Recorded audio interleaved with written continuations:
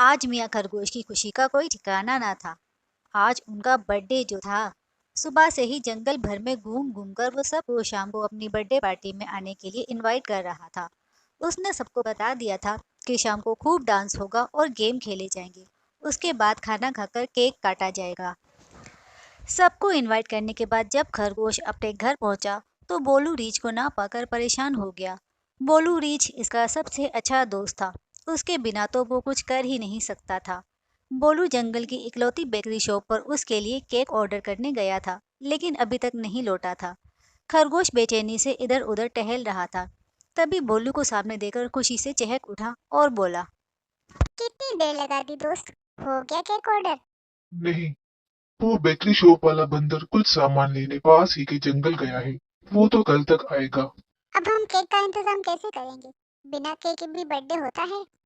जरूरी तो नहीं कि बर्थडे पर केक काटा जाए। ये सब तो विदेशी चोचले हैं। मैं तुम्हारी बात मान भी लूं, मगर मेरे बहुत से दोस्त इसीलिए आएंगे क्योंकि मैं केक काटूंगा। आइडिया। हमें केक तैयार करवाने के लिए कहीं भटकने की जरूरत नहीं। तुम्हारे पड़ोस में जो मानो बिल्ली रहती है, वो बहुत शानदार केक बनाती है। मैंने खाया है उसके हाथ का केक। उसके केक के सामने तो जम्पी बंदर की बेकरी का केक भी फेल है। ना बाबा ना, उससे केक बनवाऊंगा तो उसे पार्टी में भी बुलाना पड़ेगा। उसे पार्टी में बुलाऊंगा तो मेरा दोस्त चुलबुला चूहा पार्टी में नहीं आएगा। उसे तो बिल्ली से बहुत डर लगता है।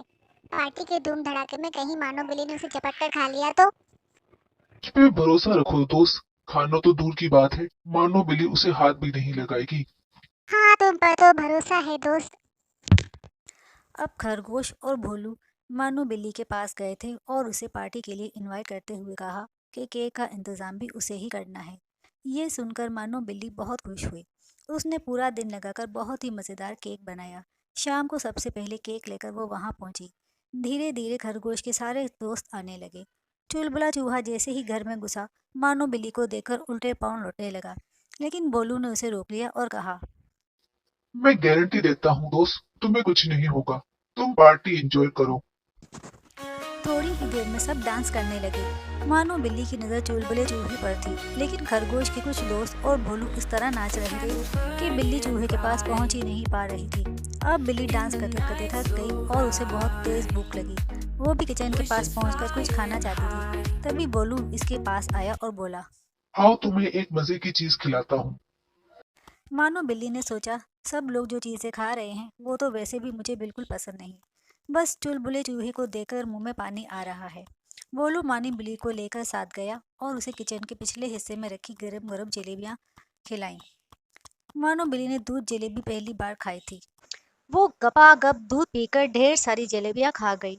बोलू उसे अजीब नजरों से देख रहा था। इस तरह तो वो शहद पर भी नहीं टूट पड़ता था। जैसे मानो बिल्ली ने दूध जलेबी से भरा पतीला खाली कर दिया। अब तो इससे हिला भी नहीं जा रहा था।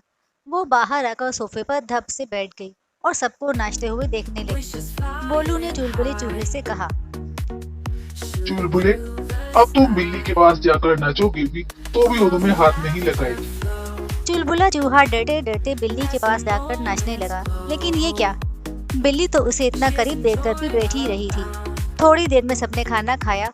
मानो बिल्ली ने डकार लेते हुए कहा, मुझे भूख नहीं है। ये सुनकर भोलू मुस्कुराने लगा। थोड़ी देर बाद केक काटा गया। केक सचमुच बहुत अच्छा था। सबने उसके केक की बहुत तारीफ की। चुलबुले चूहे ने भी जमकर केक खाया। मानो बिल्ली तो अपना बनाया हुआ केक भी ना खा सकी, क्योंकि उसका पेट तो कुछ ज्यादा ही भरा हुआ था। पार्टी बहुत शानदार रही। थोड़ी देर में सब जानवर अपने अपने घर को लौट गए। अब खरगोश ने चैन की सांस ली। खरगोश ने अपने प्यारे दोस्त बोलू को शुक्रिया कहा।